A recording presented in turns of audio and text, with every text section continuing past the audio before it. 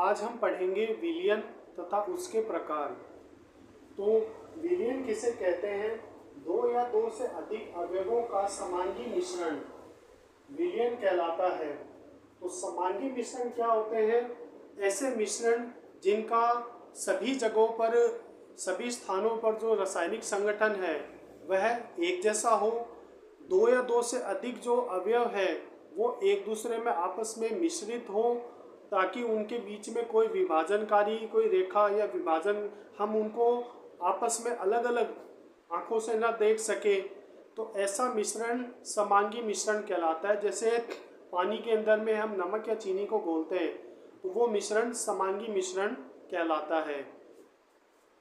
इस मिश्रण में सभी स्थानों का जो रासायनिक संगठन है, कंपोजिशन है और जो गुण है रासायनिक, वो समान रहते हैं। ठीक है, तो ऐसा जो मिश्रण है वो क्या कहलाता है? विलयन। विलयन को और अगर अपन थोड़ा समझे तो विलयन जो है वो विलय और विलायक इन दो से मिलकर के बना हुआ होता है। विलय क्या होता है? सॉल्यूट जिसकी मात्रा कम होती है विलयन में, वो विलय कहलाता है, और जिसकी मात्रा अधिक होती है वो विलायक कहलाता है। तो विलायक की मात्रा अधिक होगी, उसके अंदर में जो कम मात्रा में जो विलय होता है उसे हम बोलते हैं। विलयनों के आते हैं फिर इसके बाद प्रकार। तो विलयन कितने प्रकार के होते हैं? 9 प्रकार के। ठीक है, विलयन 9 प्रकार के होंगे। कौन कौन से? तो इस टेबल की सहायता से हम उदाहरणों के साथ में समझेंगे कि विलयन के 9 प्रकार कौन कौन से होते हैं। सबसे पहले आ जाता है गैसीय प्रकार के विलयन। तो गैसीय प्रकार के जो विलयन होंगे उनमें विलायक कौन होगा? गैस होगी, क्योंकि गैस की मात्रा क्या होगी? अधिक। तो जिसकी मात्रा अधिक होती है वो विलायक होता है।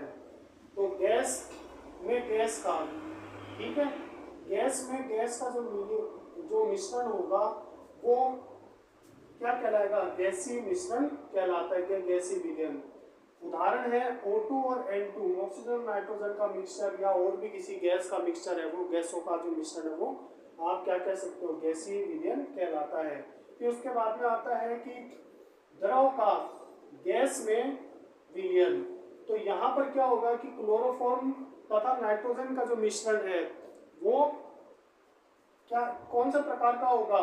द्रव का गैस में विलयन। थर्ड आ जाता है ठोस का गैस में मिश्रण। तो यहाँ पर आ जाएगा कपूर और नाइट्रोजन का मिश्रण।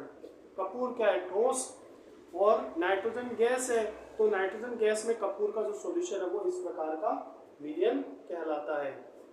ये तो गैसीय जो विलयन है उसके 3 प्रकार हो गए। इसी प्रकार से द्रव के 3 प्रकार होंगे। तो गैस का द्रव में विलयन, तो यहाँ पर आ जाएगा जैसे जल के अंदर में ऑक्सीजन का जो मिश्रण है वो इस प्रकार का विलयन कहलाता है। इसके बाद में आता है द्रव का द्रव में विलयन। तो यहाँ पर आ जाएगा जल के अंदर में एथेनॉल को मिक्स कर दिया, तो वो द्रव का द्रव के अंदर में जो सॉल्यूशन है वो ठोस का द्रव में विलयन। तो इसके अंदर में क्या होगा? जल के अंदर में जैसे ग्लूकोज है या नमक है, उसको घोलना जो है वो इस प्रकार की विलयन का एग्जाम्पल होगा। तो यहाँ पर जो ग्लूकोज है या जो नमक है वो ठोस का एग्जाम्पल रहेगा। ठीक है, इसके बाद द्रव के जो 3 विलयन है वो हो गए, गैस के भी 3 हो गए, तो अभी तक टोटल 6 विलयन हो चुके हैं।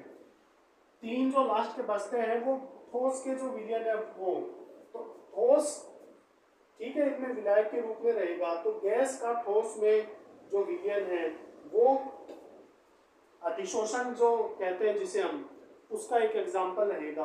तो H2 का पैलेडियम में विलयन। तो ये इस प्रकार का जो विलयन है वो ठोस विलयन कहलाता है।